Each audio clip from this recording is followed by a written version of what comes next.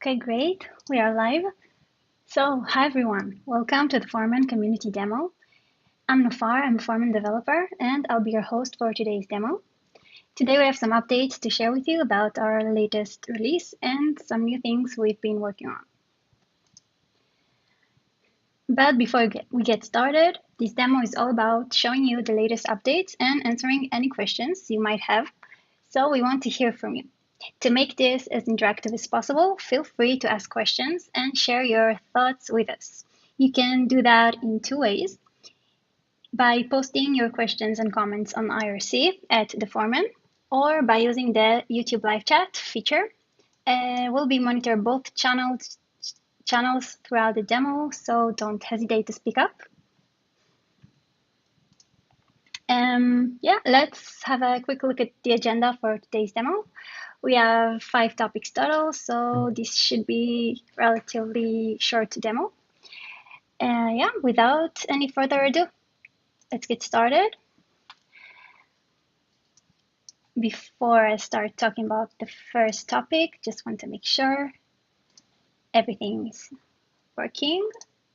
Yeah, excellent connection and nobody complaining about issues, so I guess we're good to go.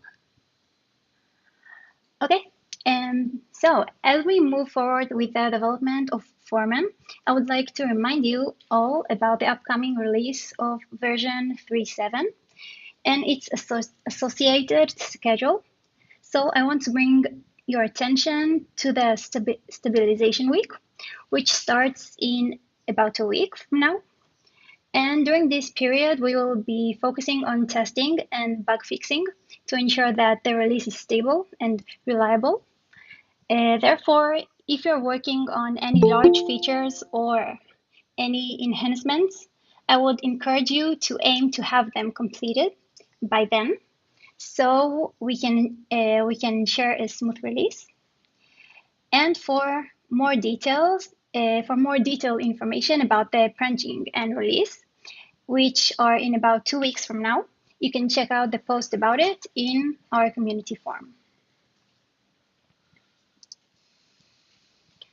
Okay, yeah, the next topic is from Ian, which, by the way, Ian, I saw a post you published about a week ago about the latest release of Foreman 3.5.3, right? If you want to mention something about it. And anyways, I'm passing the mic to you, so whenever you're ready. Sounds good. Thanks, Nofar. Yeah. I released 3.5.3 a while ago. That was my first foreign release I've done. I've done Catello releases before, but about who is the one currently who usually takes care of the foreign releases. We'll have some unavailability for the Foreman 3.7 release, so I'm getting some practice doing releases. So I'll probably be the one doing the GA release for Foreman 3.7. So you'll hear more about that later in the month, because branching going to be happening and not too long. Yeah, right, like 2 weeks, if I remember correctly, which I should. Yeah, yep, May 23rd coming Okay, up. great. Awesome. So yeah, besides the Foreman release stuff, I have an update here about a new Catello feature, which is incremental updating in the UI without depth solving. Let me just get my screen shared. Let's see.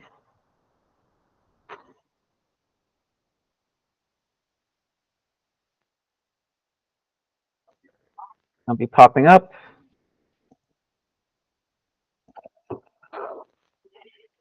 Okay. So incremental update. Previously, uh, incremental update could have dependency solving turned off during the content view publish, but only if you ran it through Hammer. There was a Hammer flag. And now, why is this important?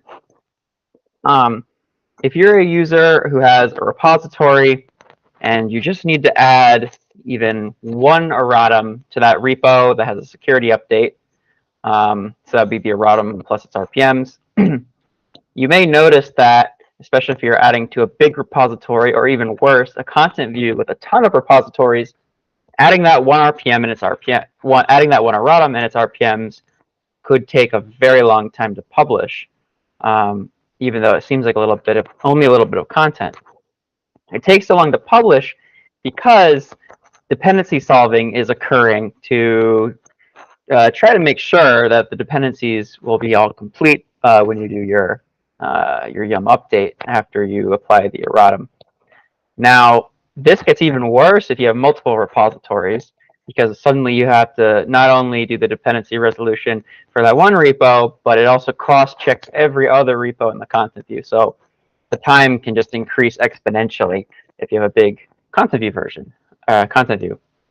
Now, there was a request to speed this up, and dependency solving, as it is in pulp, it just doesn't seem feasible to speed it up because it is so complicated, and there have been more requests about accuracy than speed.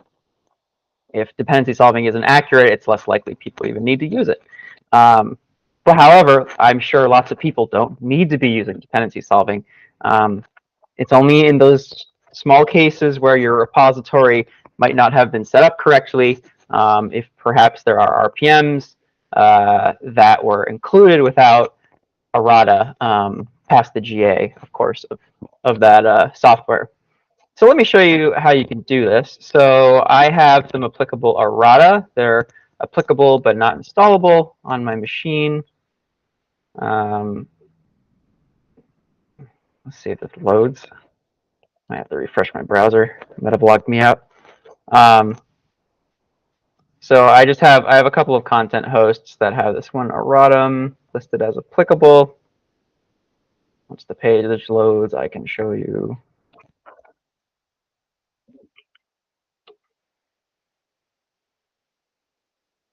Let's see. I think my dev environment might have froze up. Give me a sec.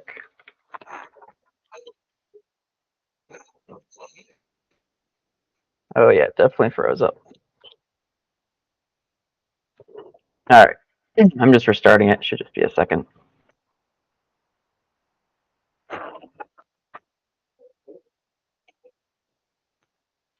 Okay, here we go. So we're also currently investigating if dependency solving can be turned off by default for incremental update. Now, the important thing to consider is that incremental update is a very security-heavy workflow. If incremental update fails, that means that you might be missing some important security erratum. So we need to be very careful in turning that default off. However, we're going to be doing some investigation about whether or not, at least for like the RHEL ecosystem, if these repositories even need dependency solving anymore, because a lot of the repos back in the day, they had issues where errata wouldn't be complete, and that's why dep solving was needed, but it might not be the case anymore. Okay, finally, so we're going to apply this erratum. So we'll select some content hosts. Now the new good stuff, when you get to the apply erratum page, is there's a new checkbox right here. It says skip dependency solving for a significant speed increase. If the update cannot be applied to the host, delete the incremental content view version and retry the application with dep solving turned on. So depending on what kind of repository you're using, you should try to figure out if dep solving is recommended. What I would say is if you have a big content view with lots of repo, lots of content, just try the incremental update with it off. It'll be incredibly faster, way faster, many times faster. So it's quick enough for you just to try it, try your yum update. In the off chance it fails, just do it with dep solving. And so if we skip this and then apply the incremental update, we can just take a look at the Dynflow console.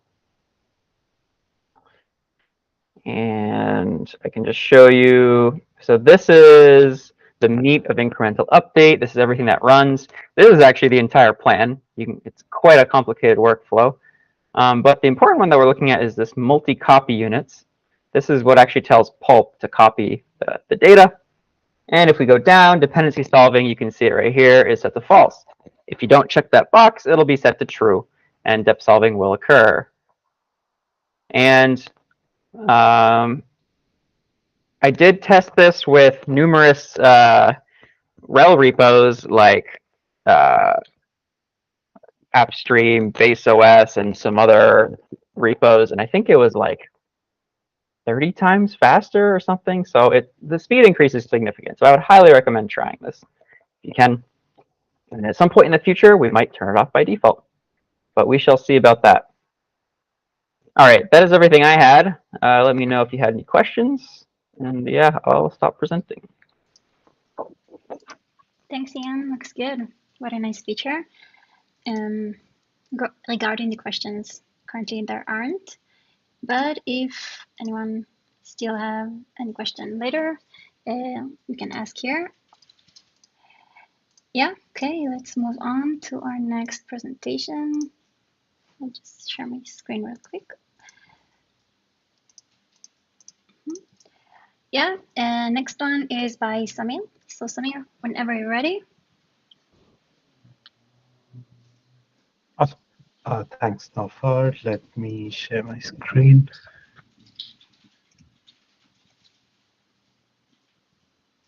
All right. So my demo today is around a work in progress RFE that we have been actively working on.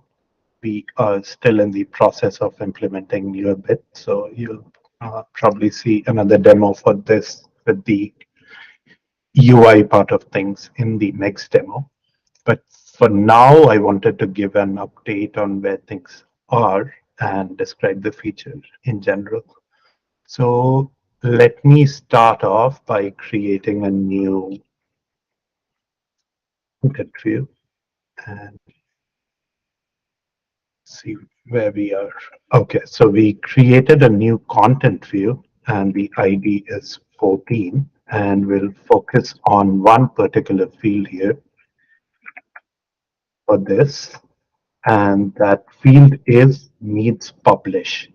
So, and right now it's set to true because by default for new content views which haven't been published ever, we default to true for content views needing a publish. So what that tells us is that right now this content view is not usable, it's not in any environment, it doesn't have any versions published. So let me go ahead, publish a version.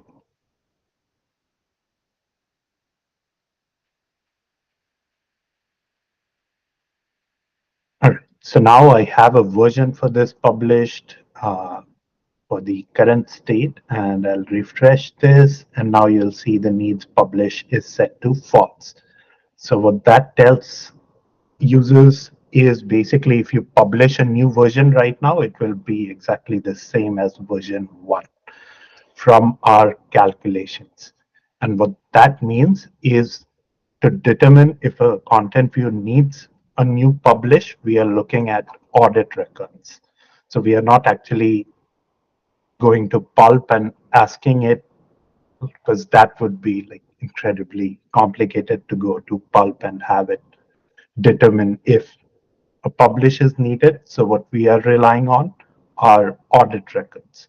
So if you have changed anything around that content view that would need a publish theoretically, that is what is being looked at. So right now, for example, I have a create audit record for the content view version for this CV demo.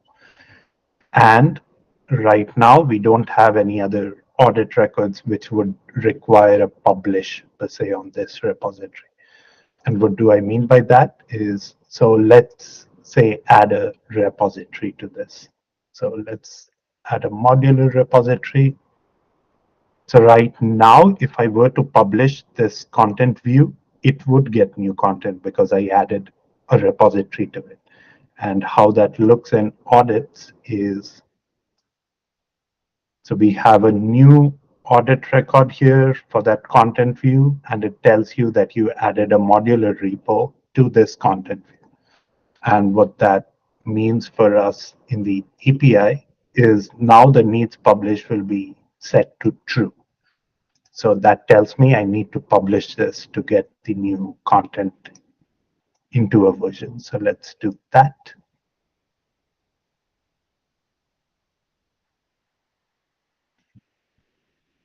So now I have a new version which has all the content from the modular repository.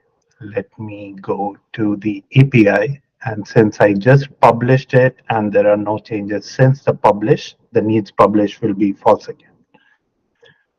Similarly, so another kind of change you can do to a content view which would require a new publish is creating filters. So let's say I create a filter here, which is a modular filter.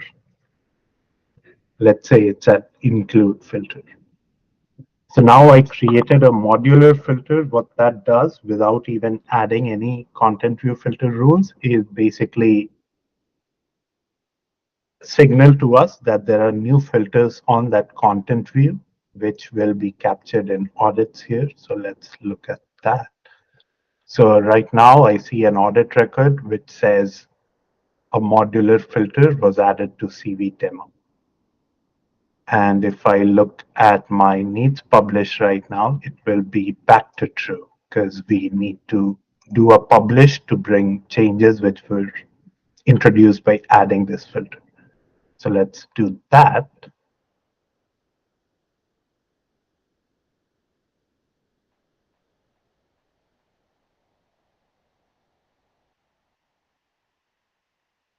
And once this finishes, let me go back to the versions page. So you'll see a version was published, filtering out the contents, whatever was mentioned in the modular repo. So that filter looked empty, but the effect of a module stream filter is that it of an empty include filter is it filters out all modular packages and content around it. So right now the needs publish would be set to false again because I just published this content view version. Now let's go to the filter and edit something else here. So let's say I add a module stream filter rule. Now this signals to me in form of audits that we made some changes around filter rules. So this audit record, so we updated the module stream filter rule. So added a module stream filter rule. So that would tell us that we need a new publish to bring in the new changes into a usable version. So now needs publish is again set to true. So let me publish a new version with the new filter rule applied.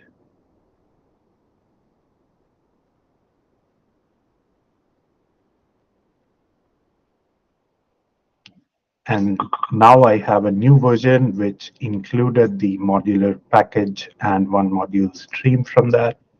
And if I go back to my result here, needs publish is back to false. So there are other actions that we track around a content view. So if I were to say delete the latest version, which was published with all these filters applied for this.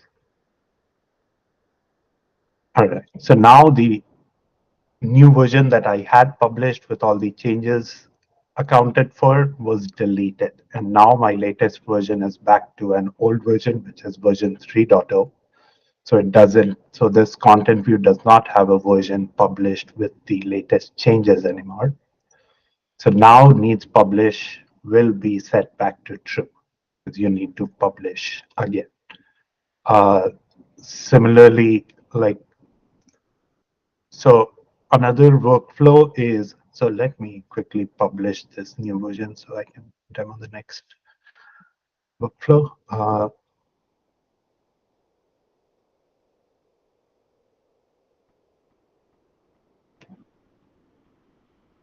So now I publish this repo, needs publish should go back to false.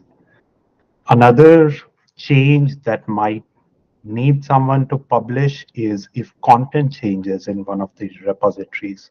So if I were to go to an included repository here, and let's say I delete some packages out of it. So let me do that. What that does is the next time this content view will be published, those packages will no longer be available because they were removed from the source repository. So what that action would do is again set needs publish to true because you need a new publish, and let me publish and see if anything changes.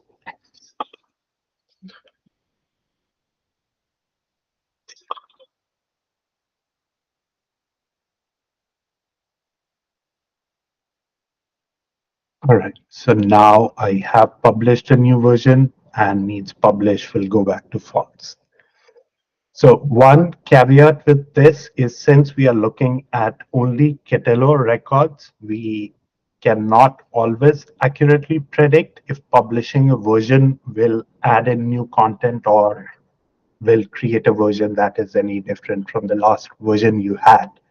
So what that means is pretty much say, uh, let's create say an empty filter. I create an empty filter and let me add a RPM rule, which is say, all right. So I added this filter rule and I'm asking it to, okay, so I created an include filter. But if I were to create an exclude filter, asking it to exclude, say, a random RPM name, which doesn't actually filter anything out, what that means is, in a sense, when I publish this content view again, it won't exclude this RPM name that didn't match any packages. However, as far as we are concerned, we will still ask the user to publish this content view, needs publish set to true, because we expect something might change. So we are not actually like determining if contents will change in the new version that you publish. We are just tracking if things have changed enough to warrant a new publish. So that's a caveat that you need to keep in mind. And going back to the tracker, we still have the UI updates, so that we show if a content view needs published directly on the screen, and that will be coming soon. And by default, so let's also see, hopefully, okay, I did not publish this. Let me publish a new version. So we are not stopping users from actually publishing if needs publish is false. It's not a hard requirement that you cannot publish if needs publish is set to false, because this is at the end of it like a best guess. So what we want to do is not block users from publishing and also not give them false negatives. So we don't want to be in a situation where we tell users they don't need a publish when they actually do. So those are the two things we have in mind here. So, and yeah, so you can still publish just after you published when needs publish is false. So we'll still let you publish, and uh, yeah, uh, that was all I had here on this demo. All right. Okay, thank you, Samir. I don't see any questions. I have a small question meanwhile. You mentioned something about adding also UI for the notifications. Did I understand correctly? Is that something you plan to do? Yes, we are going to work on the UI bits of this feature so that we can easily display it to the on the UI. Okay, sounds good. Just really share my screen again. I wonder why it's not working.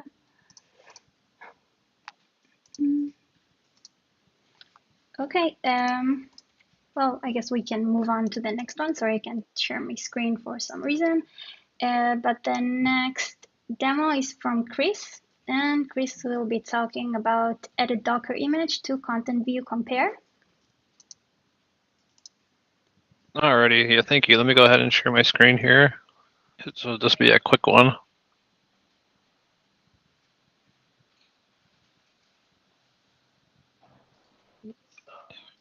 All right, so how the content view compare works is basically, let me open up a content view here.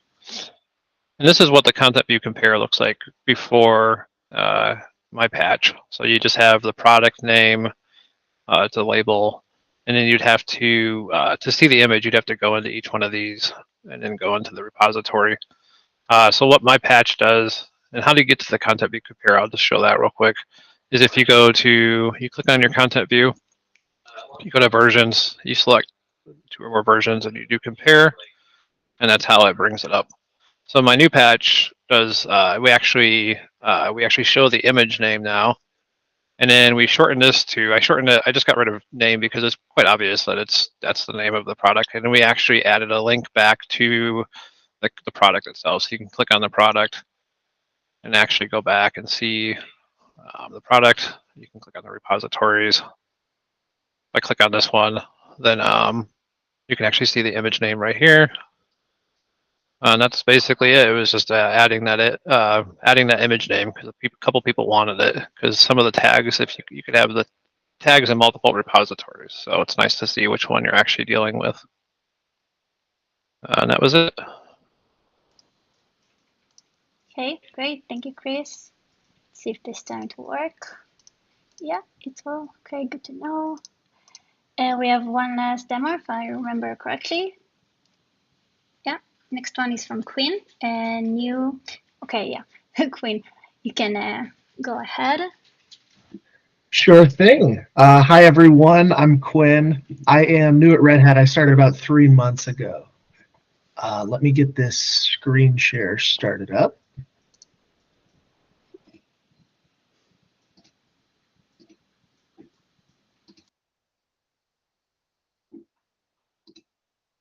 All right. Hopefully that's popped up. So this presentation's an amalgamation of a couple different PRs that I put in. They're all about alternate content sources through hammer and curl requests, just making the process a little bit more streamlined and giving you better errors where you should get errors, and making it more verbose so you know what went wrong, stuff like that. So starting out with this hammer request, it's trying to create a simplified alternate content source that has an invalid parameter in it.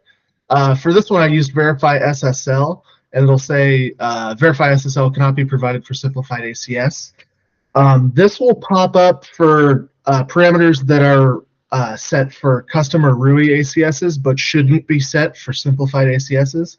So this is base URL, subpaths, upstream password, upstream username, and verify SSL.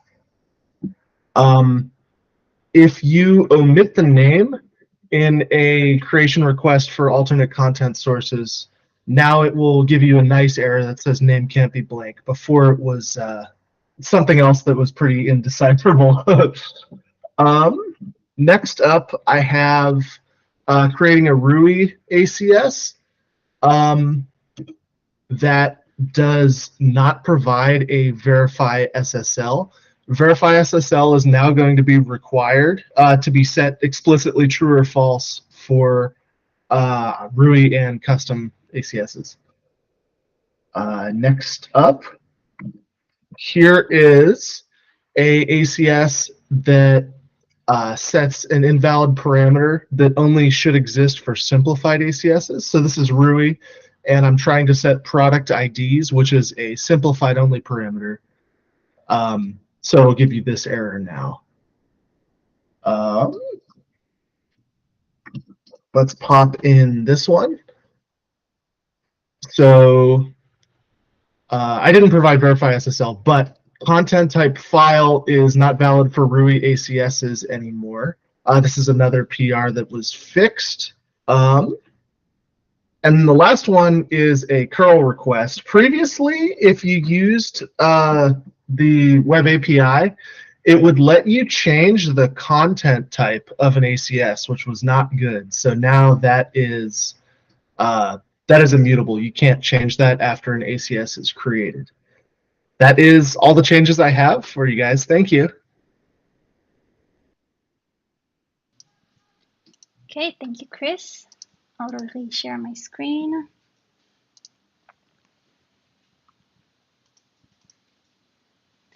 Okay, everyone, let's check if we have questions. I think that was our last topic for today. So this is the last opportunity to ask questions about this demo, but of course we are available offline. Yeah, so next demo is on May 25th, and I hope to see you all there. Okay, thank you very much, everyone. Bye-bye.